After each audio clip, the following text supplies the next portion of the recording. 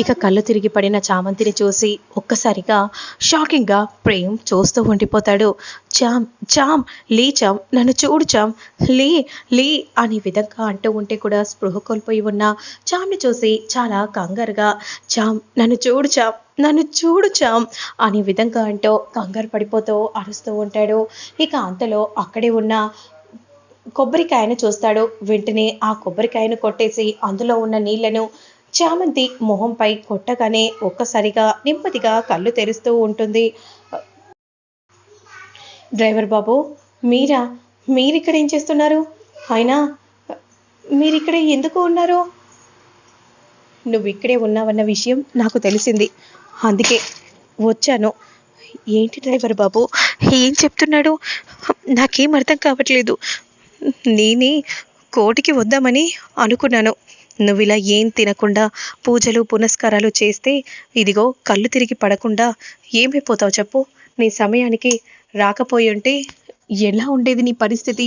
వెనుక వైపుకు పడేదానివి, అప్పుడు తల పగిలేది. ఒకటనుకుంటే ఒకటయ్యేది కదా. కానీ డ్రైవర్ బాబు, నాన్న ఎలాగైనా గెలవాలనే ఇదిగో ఈ గుడికి వచ్చాను. ఎప్పుడైనా నేను కోరిన కోరికలను ఈ స్వామియే ఎప్పుడు నెరవేరుస్తూ ఉండేవారు. ఇప్పుడు కూడా నెరవేరుస్తాడని ఆశతోనే ఇక్కడికి వచ్చాను డ్రైవర్ బాబు అనే విధంగా అంటూ ఉంటే ఇక వెంటనే అలానే డ్రైవర్ బాబు ప్రేమగా చూస్తూ ఉంటాడు. నువ్వు అనుకున్నట్టుగానే నీ కళ నెరవేరబోతుంది. ఆ రోజా సాక్ష్యం చెప్పడానికి కోర్టుకు రాబోతుంది. ఇక నువ్వు కంగారు పడాల్సిన అవసరం లేదు. ఎందుకో తెలుసా? ఇక మీ నాన్న నిరపరాధిగా బయటపడతాడు. ఇక నువ్వు ఇకపైన మీ నాన్నతో నువ్వు కలిసి ఉండొచ్చు. అలాగే మీ నాన్నకు కూడా ఇక ఎలాంటి సమస్య బాధ ఉండదు. ఎందుకో తెలుసా? ఇక మీ నాన్న కూడా ఎలాంటి తప్పు చేయలేదని రాజావారిని రాణి గారిని చంపలేదన్న విషయం కోర్టు తేలుస్తుంది. ఇక అప్పుడు మీ నాన్న కూడా ఎవరిని చూసి పరిగెత్తాల్సిన అవసరం లేదు. నిజమా డ్రైవర్ బాబు? అది జరుగుతుందా? చెప్పండి డ్రైవర్ బాబు. అదే జరుగుతుంది.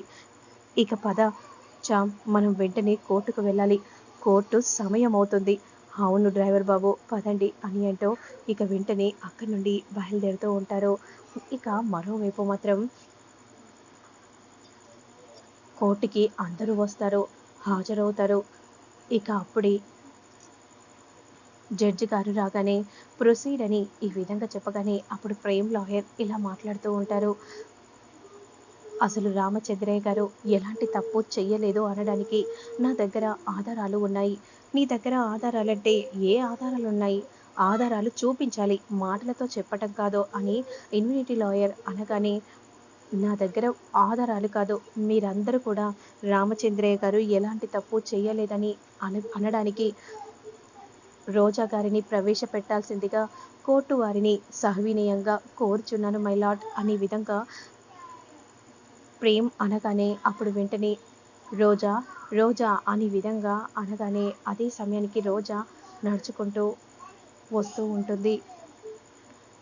ఇక బోన్లోకి వచ్చి నిలబడగానే చామంతి చాలా సంతోషపడిపోతూ ఉంటుంది. ఇక రోజా మా అక్క చెప్పగానే మా నాన్న ఎలాంటి తప్పు చేయలేదని ఈ లోకానికి తెలుస్తుంది.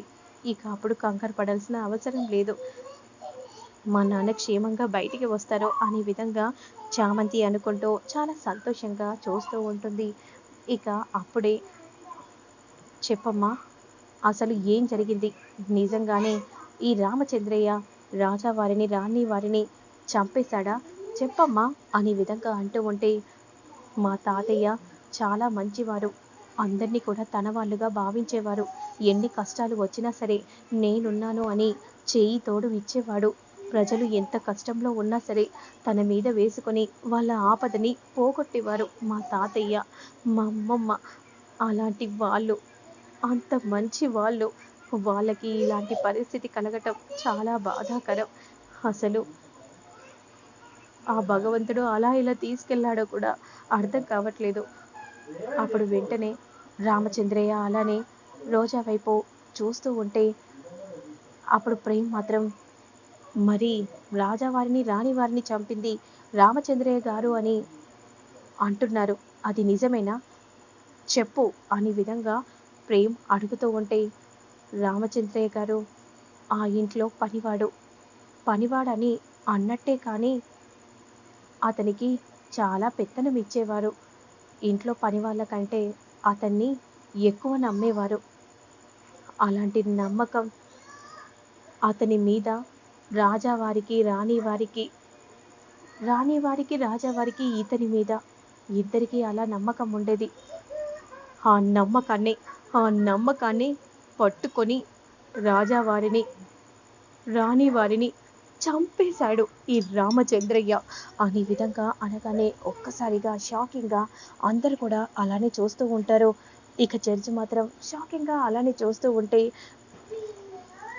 ఇక ప్రేమ్ మాత్రం, ఏం చెప్తున్నావు రోజా? నువ్వు బాగా ఆలోచించి చెప్తున్నావా? నేను సరైన నిర్ణయమే తీసుకొని చెప్తున్నాను. అసలు వాళ్ళిద్దరి చావుకు కారణం ఈ రామచంద్రయ్యే. ఈ రామచంద్రయ్యే ఆ ఇంట్లో పనివాడిగా లేకపోయి ఉంటే ఈరోజు ఇప్పుడు బ్రతికుండేవారు. ప్రజలకు ఎన్నో సేవలు చేసుండేవారు. దీనంతటికీ కారణం ఈ రామచంద్రయ్యే. ఈ రామచంద్రయ్య బయటికి రావడానికి వీల్లేదు.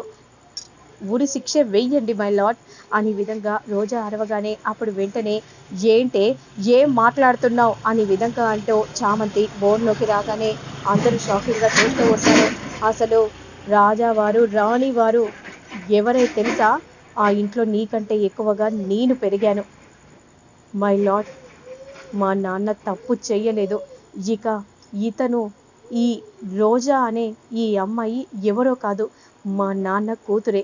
కావాలంటే మీరే చూడండి అనే విధంగా అంటూ ఫోటోని చూపించగానే అందరూ షాకింగ్గా చూస్తూ ఉంటారు. మణిహారం కోసం కన్న తండ్రిని చంపాలని చూసింది. ఇక ఇప్పుడు ఏకంగా ఉరి శిక్ష వేయాలని కన్న తండ్రికి తన కూతురు శిక్ష వేస్తుంది. ఇలాంటి దాన్ని ఇంకా నేను ఎన్నాళ్ళని క్షమిస్తూ ఉండాలి? ఇకపై క్షమించను మైలాడ్. దీనికి ఉరి శిక్ష వెయ్యండి. మా నాన్న ఎలాంటి తప్పు చేయలేదు.